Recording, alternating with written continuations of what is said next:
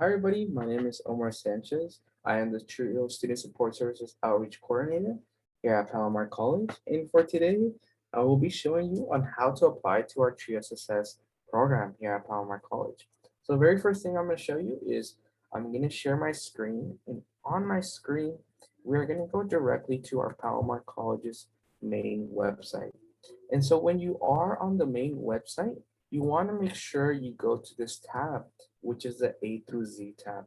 So when you press on this tab, please make sure you go to the letter T. Again, please make sure to go to the letter T.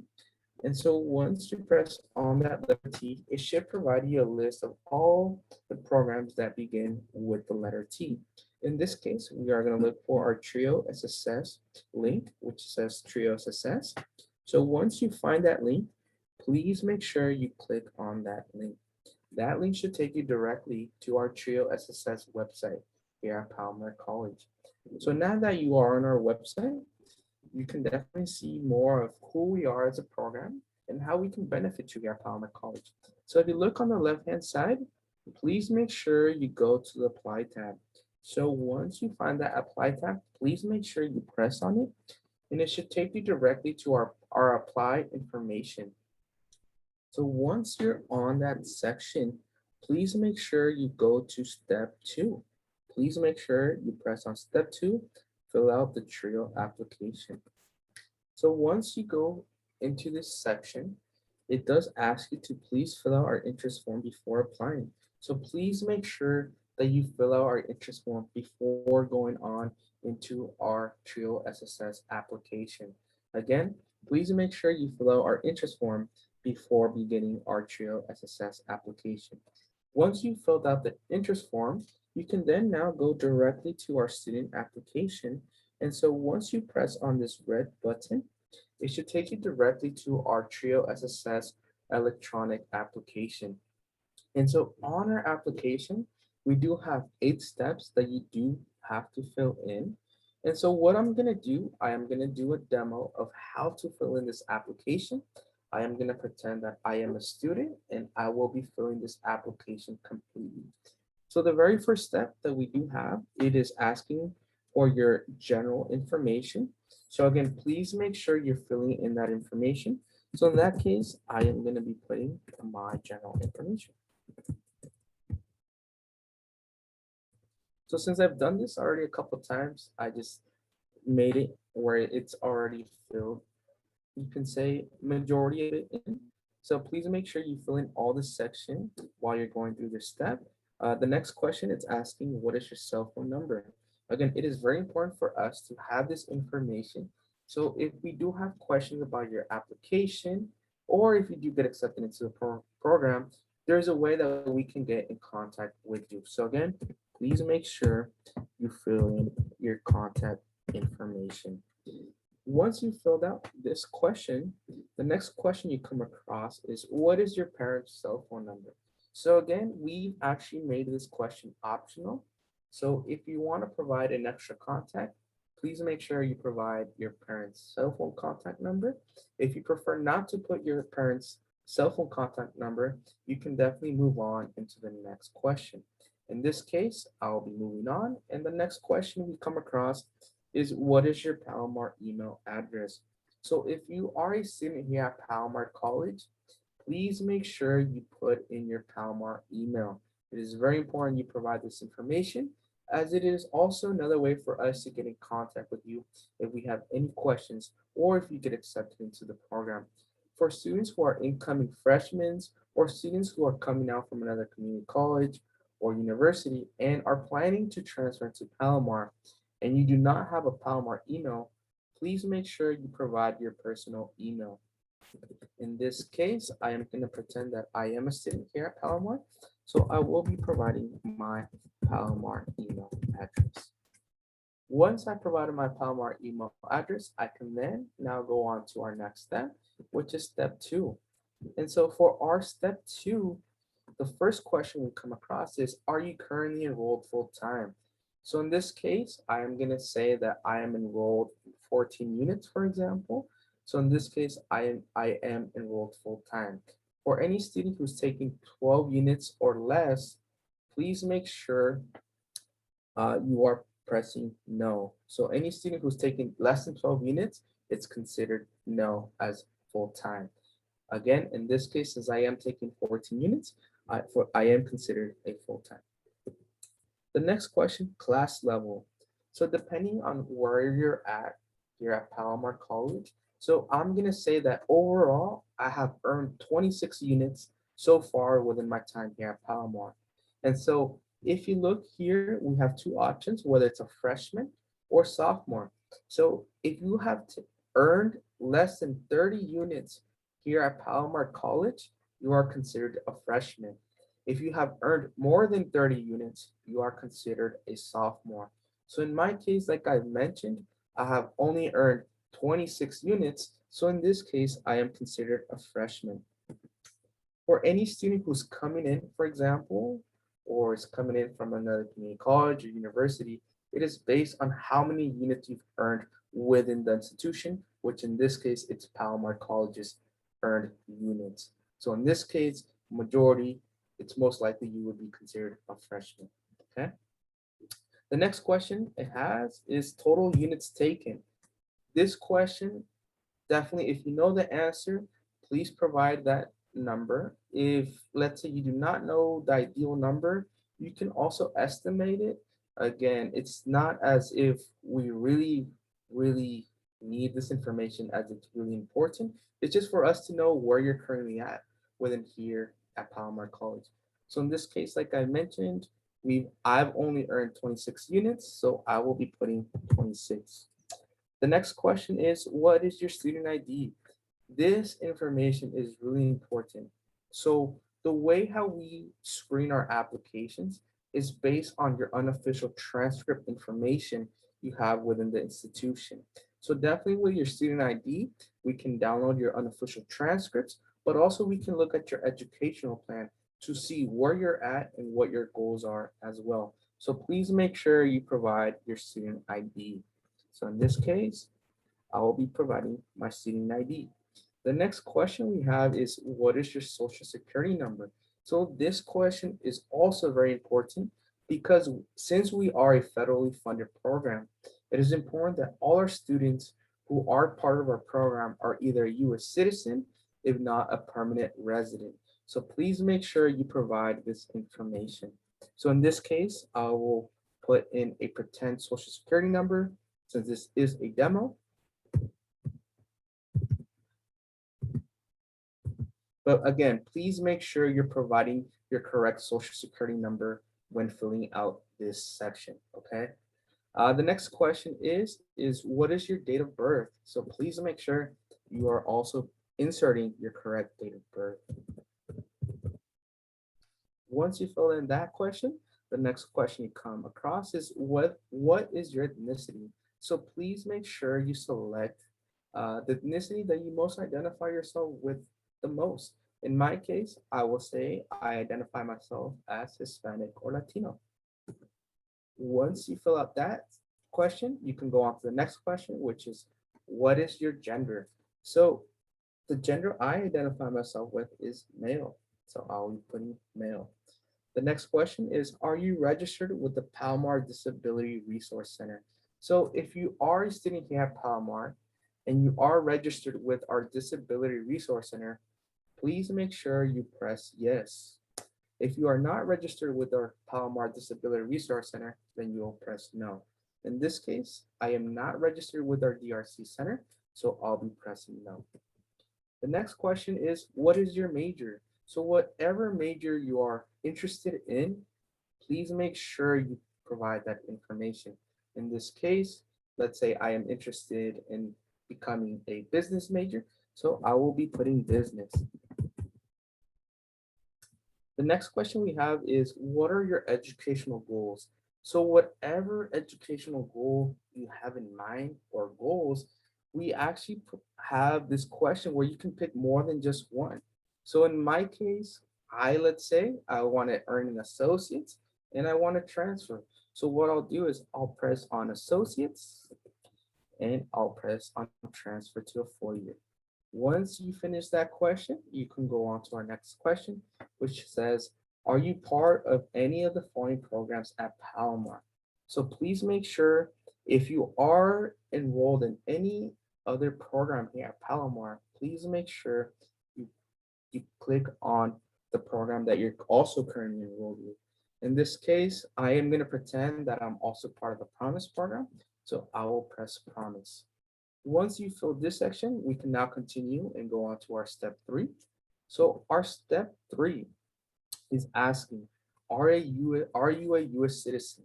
So like I've mentioned, it is really important that our students are either a US citizen, if not a permanent resident, because we are a federally funded program. So in this case, I am going to say I am a US citizen. Along with the other options that are there though are no, but I'm a permanent resident, or no, I am not a US citizen and I am not a permanent resident. So whichever is your situation, please make sure you press on the correct tab. In this case, I am going to say that I am a US citizen. And so again, if you are a permanent resident, you are going to press this one right here, but also please make sure you insert your permanent resident number here as well, if that is your case. Again, like I mentioned, in my case, I will be putting that I am a US citizen. So if you are a US citizen, you can definitely skip this, and we can now go on to our step 4. So for our step 4, it's asking, has your mother received slash earned a bachelor's degree in the US? In my situation, I'm going to say that my mom has not earned a bachelor's here in the US, so I will be providing no. The next question is asking about my father. Has my father received or earned a bachelor's degree here in the US? In this case, I am also going to say that my father has not earned a bachelor's degree here in the US. So if that is your situation, if both of your parents have not earned a bachelor's degree or a master's or a PhD here in the US, you are actually considered a first generation student. And that is actually one of our eligibilities that we look throughout our application. So if that is the case, if both of your parents have not earned a bachelor's degree or higher within the US, you are considered a first generation. So again, in this scenario, I am going to say that both my parents, my mother and father, have not earned a bachelor's degree here in the US. The next question we come across is, which parent do you regularly reside with and receive support from?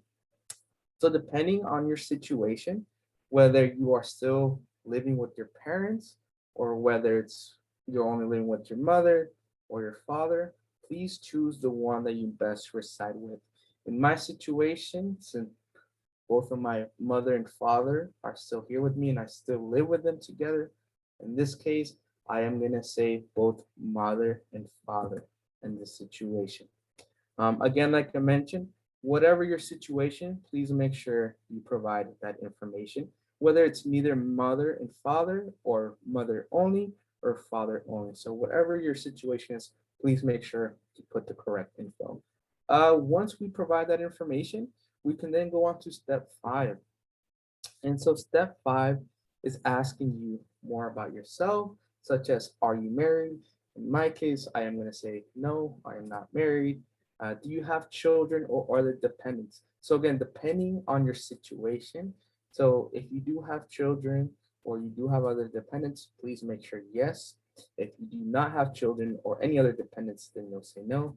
In this case, I do not have children or any other dependents, so I'll be putting no.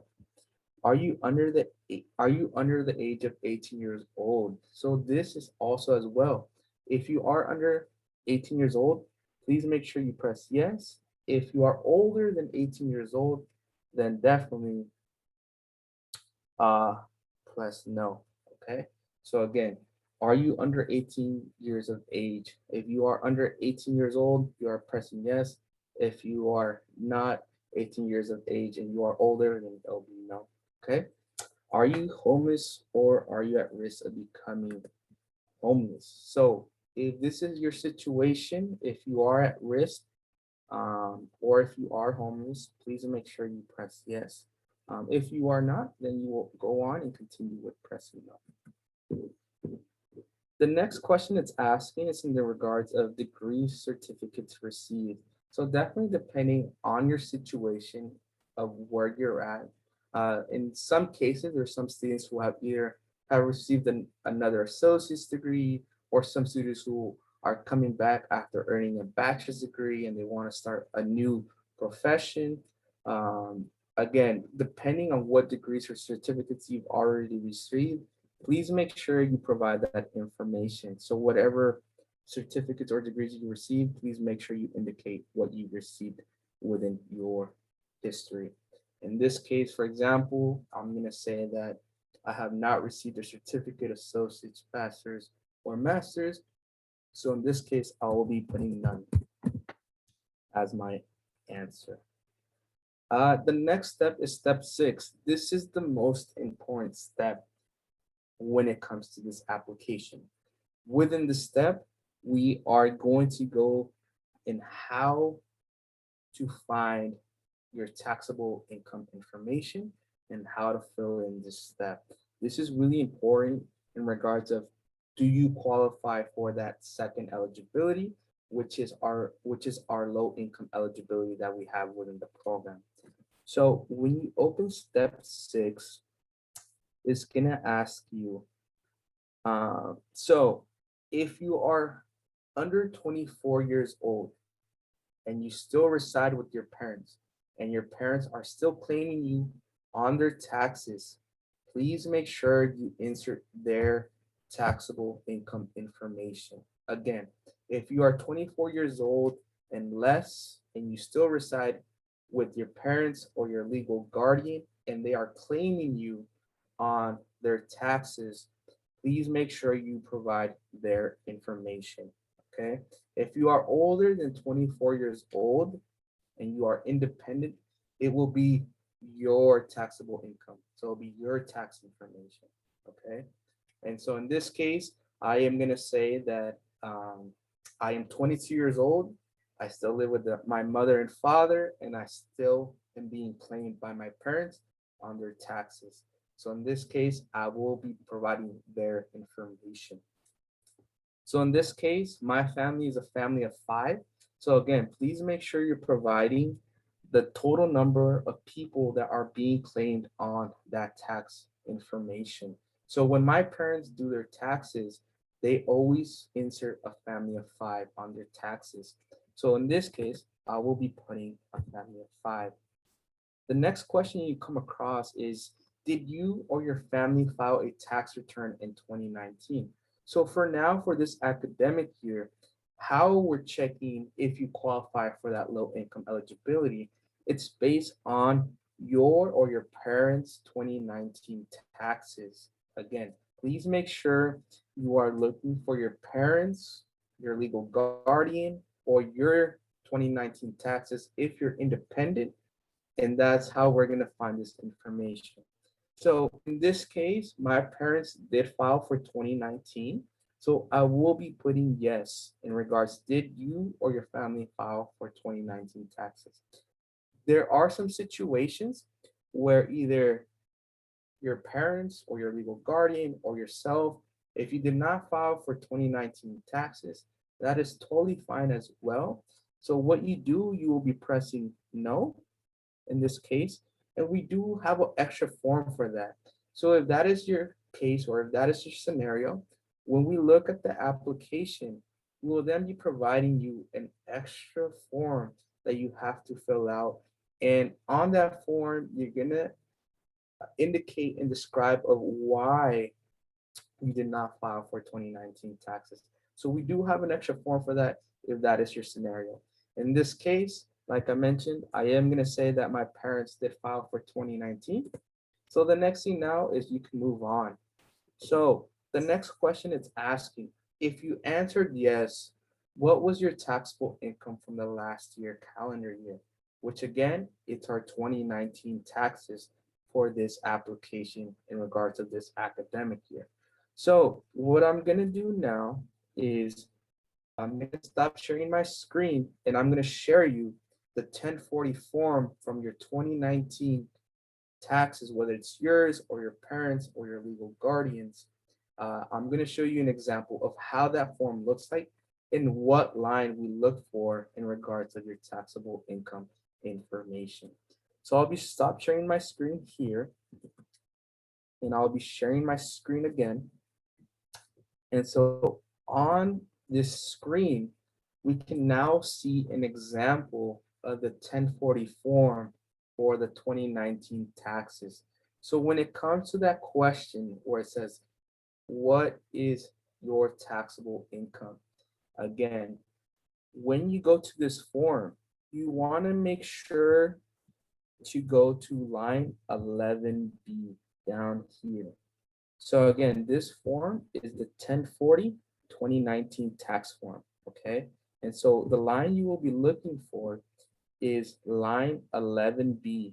So when you go to that line 11B, you should see in bold letters, taxable income. And so once you go to that line, at the very far right, you should have a number right here on this line. If it's zero, that's absolutely fine as well. Just overall, whatever number is on that line, please make sure you include it on that line on our application. The biggest mistake that students make when filling out this application is that they end up inserting the gross income, which is line one. Do not insert line one. Again, please make sure you're inserting line 11B taxable income number that is down here listed below. Okay. So in this case, I'm going to go back to our application, and I'll be sharing my screen again. And so I'm going to say that on line 11B on the 1040 2019 tax form that I saw my parents, I'm going to say that the number of the taxable income they had was 12,456, for example, for that year. The next question is in regards if you did not file for 2019 taxes for 2019. If you did file for 2018, please make sure you provide what was your family's total income for the year of 2018, if that is your case. So in this case, like I said, my parents did file for 2019. So now I can move on onto the next step, which is step 7.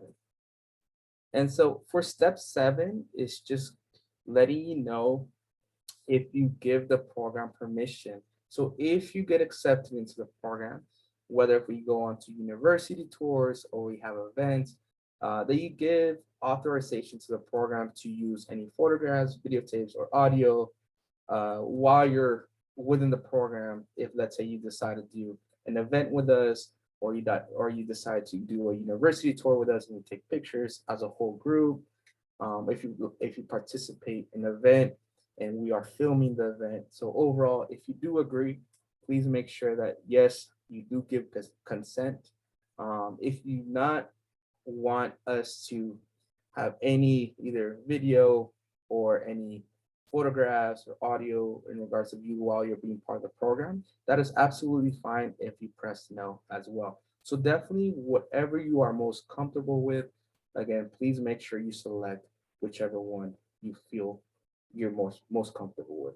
In this case, I do feel comfortable with my pictures being taken while I'm in the event, so I will say yes. And the last step is step 8. And so the very last step is you want to make sure that, again, if you are under 24 years old and you are still residing with your parents or your parents, and they are still claiming you on their taxes, for example, you will need both of their signatures. Again, you will need both of their signatures. In this case, I will just pretend that both of my parents and myself are here. So I'll be providing my signature. You want to make sure you provide today's date. So today's date that I am entering this video is the 14th, it's the 15th of April. And so, like I said, I'm gonna pretend my parent is here with me and she also signs for this application and she also dates it as well.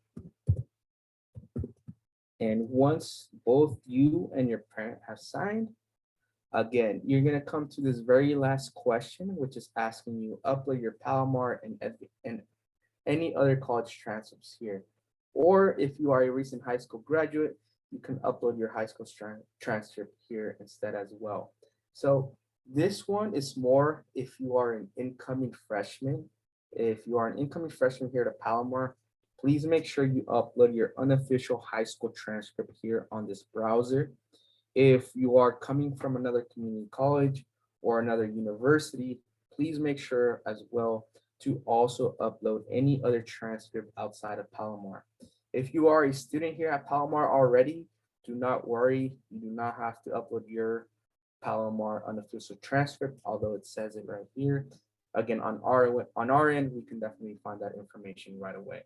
Again, this is more if you're an incoming freshman who's barely graduating from high school and is about to transfer into Palomar, or if you're coming out from another community college or university, please make sure you do upload your unofficial transcripts here.